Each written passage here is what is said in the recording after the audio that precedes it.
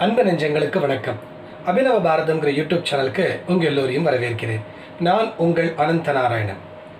உலகெங்கிலும் உள்ள மக்களால் போற்றி வணங்கப்பட்ட ஒரு அற்புதமான மொழி தான் சம்ஸ்கிருதம். அதற்கு காரணம் இந்த மொழியினுடைய கட்டமைப்பு. இந்த மொழியினுடைய ஆற்றலை பயன்படுத்தி நம் ரிஷிகள் எண்ணற்ற நோய்களை குணப்படுத்தி இருக்கிறார்கள்.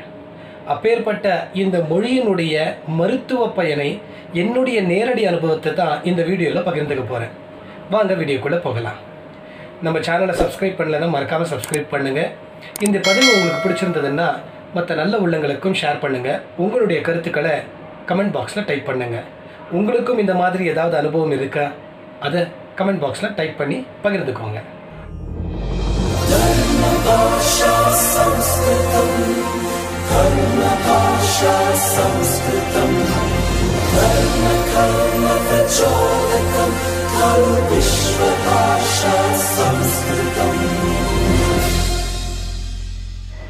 ரெண்டாயிரத்தி 17ஆம் ஆண்டு எனக்கு ஒரு சின்ன விபத்து ஏற்பட்டது. அந்த விபத்தில் நான் 2 வீலரில் போயிட்டு இருந்தேன். திடீர்னு ஒரு நாய் குறுக்க வரவே நான் கீழே விழ வேண்டியதாக போச்சு. ஹெல்மெட் போட்டிருந்தேன். ஹெல்மெட் போட்டு நான் ஆணு சத்தமாக கத்தும்போது என்னுடைய வாய் திறந்திருந்தது. அப்போது அந்த ஹெல்மெட்டினுடைய அடிபாகம் பெட்ரோல் டேங்கில் பட்டு என்னுடைய தாடை அப்படியே திரும்பிடுது. தாடை திரும்பின உடனே இந்த இடத்துல 2 பக்கத்துலேயும் கிராக். அதுக்கப்புறம் இங்கே கீழே இங்கே எப்படின்னு முகத்தில் மட்டுமே ஒரு 8 இடத்துல கிராக் இருந்தது. வேறு எந்த இடத்துலையும் எனக்கு அடிப்படலை. இதை உடனே அறுவை சிகிச்சை செய்யணும், அந்த இடங்கள்லாம் சின்ன கிளிப்பு மாதிரி வச்சு சரி பண்ணணும் அப்படின்னு. அதெல்லாம் சரி பண்ணதுக்கப்புறம் கூட என்னுடைய முகமானது கொஞ்சம் உருக்குலைந்து செதஞ்சு ஒரு மாதிரி இருந்தது. என்னுடைய அடையாளம் மாதிரியே இல்லை அது. அப்போது அறுவை சிகிச்சை செஞ்ச மருத்துவர் சில எக்ஸசைஸ்கள் எல்லாம் பண்ணிங்க அப்படின்னா உங்களுடைய முகம் வேணும்னா பழையபடிக்கு வர்றதுக்கான வாய்ப்புண்டு அப்படின்னு சொன்னார். நானும் அந்த எக்ஸசைஸ் எல்லாம் கேட்டுட்டு வந்தேன். அது என்னமோ சும்மா ஆன்னு சத்தம் போடுங்க, ஈன்னு சொல்லிட்டு சிரிச்சுக்கிட்டே இருங்க, அப்புறம் பல்ல கடிச்சிக்கிட்டு இருங்க, இப்படி தான் அவர் சொல்லி கொடுத்தார். இது எல்லாம் கேட்கும்போது எனக்கு ஒரு மாதிரி இருந்தது. என்ன இது ஒன்றுமே உபயோகமே இல்லாமல் ஏதோ ஒரு மாதிரி சத்தம் போட வேண்டியதாக இருக்கே, அதுவும் எதை முதல்ல செய்யணும் எதை கடைசியில் செய்யணும்னு வேறு தெரியல.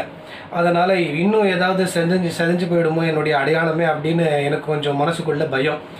அப்போது எனக்கு ஒரு யோசனை வந்தது. 2013ஆம் வருடம் திரு சம்பதானந்த மிஸ்ரா அப்படிங்கிற ஒரு அற்புதமான பேராசிரியர், சம்ஸ்கிருத பேராசிரியரை நான் சந்திச்சிருந்தேன். அப்போ அவர் சம்ஸ்கிருத எழுத்துக்களை பாணினி எப்படி உபயோகப்படுத்தியிருக்கார், அதன் மூலமாக எப்படி இந்த ஆற்றலை எல்லாம் நாம் பெற முடியும், மருத்துவ குணத்தை எப்படி நாம் இந்த மொழியின் மூலமாக பெற முடியும் அப்படிங்கிற ஒரு அற்புதமான ஒர்க் ஷாப்பை பண்ணியிருந்தார். அதன் மூலமாக எனக்கு ஞாபகம் வந்தது. அப்போது இந்த சம்ஸ்கிருத மொழி, நானும் வியாக்கரண சாஸ்திரம் சம்ஸ்கிருதம் படித்து வந்தேன்.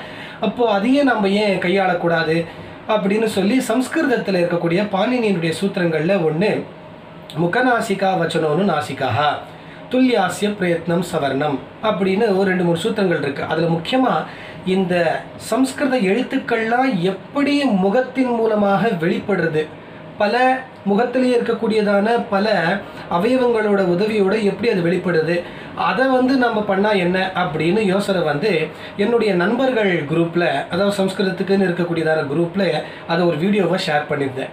இப்போ அந்த வீடியோவை பார்க்கலாம். நமஸ்தே, மம நாம அனந்த நாராயணः. अस्मिन् गणे अहं परिचितो वा भवामि. गतमासे अहं यदा द्विचक्रिकायां गच्छन् आसीत् तदा एकस्मिन् विपदि अधः पतितवान्. तदा मम मुखे विविधप्रदेशे व्रणः सञ्जातं.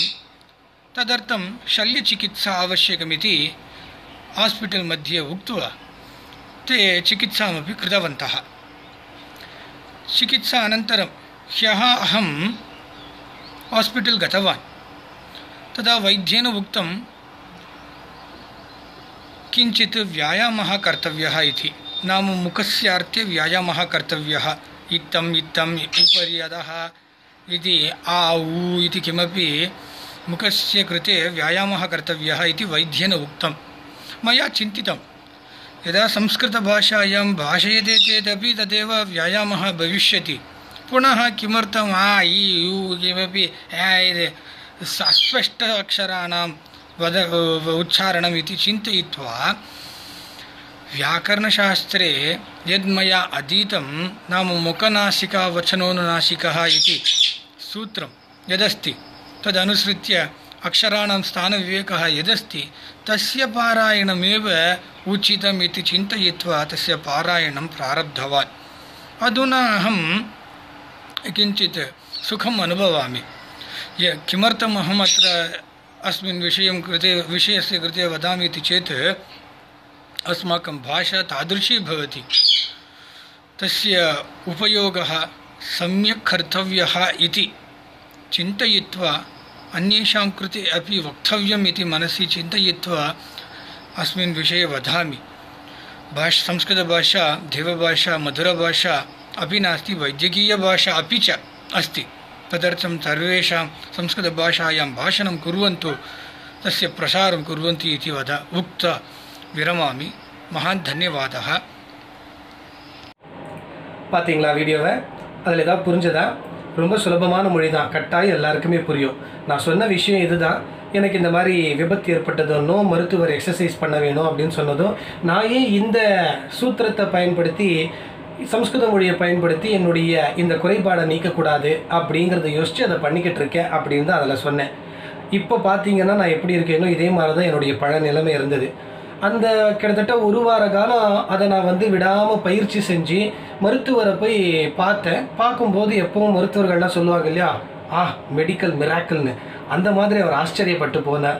என்ன பண்ணீங்க அப்படின்னு கேட்டால் நான் இந்த மாதிரி விஷயத்த சொன்னேன். அதை அவர் குறிப்பெடுத்துக்கிட்டு அதை என்கிட்ட வீடியோவாக பதிவு பண்ணி மேற்கொண்டு வரக்கூடியவங்களுக்கு நான் இதை ஏதாவது பண்ண முடியுமா அப்படின்னு நான் பார்க்குறேன், எனக்கு உபயோகப்படுத்திக்கிறேன் அப்படின்னு சொல்லி கேட்டேன். அப்போது எனக்கு ரொம்ப சந்தோஷமாக இருந்தது. என்னுடைய ஒரு குறைபாடை நான் இந்த மொழியை வச்சு நான் கற்றுக்கிட்ட மொழி எனக்கு இந்த அளவுக்கு உபயோகமாக இருந்ததே அப்படின்னு.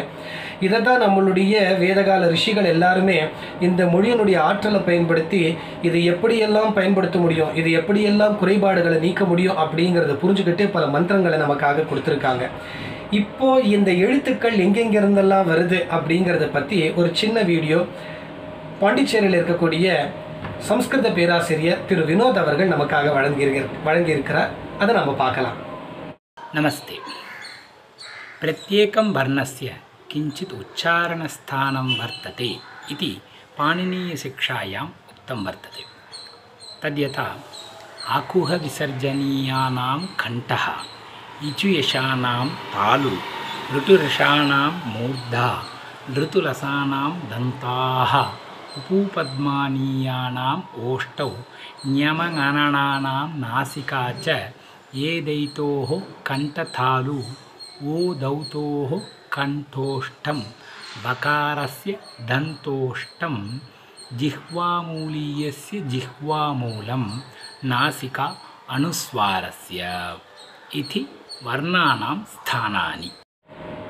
பார்த்தீங்களா, எந்தெந்த எழுத்துக்கள் எந்தெந்த இடத்துல எப்படி உச்சரிக்கணும் அப்படிங்கிறத பார்த்தீங்களா?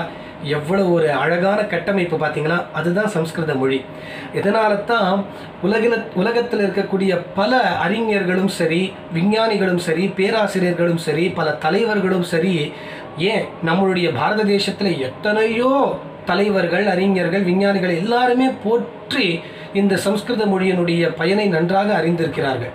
அதுக்காகத்தான் நம்மளுடைய பாரத தேசத்தின் சட்ட மேதை, சட்ட தந்தை அப்படின்லாம் நம்ம சொல்லக்கூடிய திரு அம்பேத்கர் அவர்கள் கூட சம்ஸ்கிருத மொழி தான் நம்மளுடைய பாரத தேசத்தினுடைய மொழியாக இருக்கணும், ஹிந்தியா சம்ஸ்கிருதமான்னு வரைச்சு அவர் சம்ஸ்கிருதத்துக்கு தான் தன்னுடைய முழு ஒத்துழைப்பையும் கொடுத்தார். அப்பேற்பட்ட அற்புதமான இந்த மொழியை நம்மளும் கற்றுக்கிட்டு அதில் இருக்கக்கூடியதான பயன்களை அடைவோம்னு எல்லோரையும் பிரார்த்திக்கிறேன். இன்னொரு சந்தர்ப்பத்தில் ஒரு நல்ல விஷயத்தோடு உங்களை சந்திக்கிறேன். நன்றி, வணக்கம்.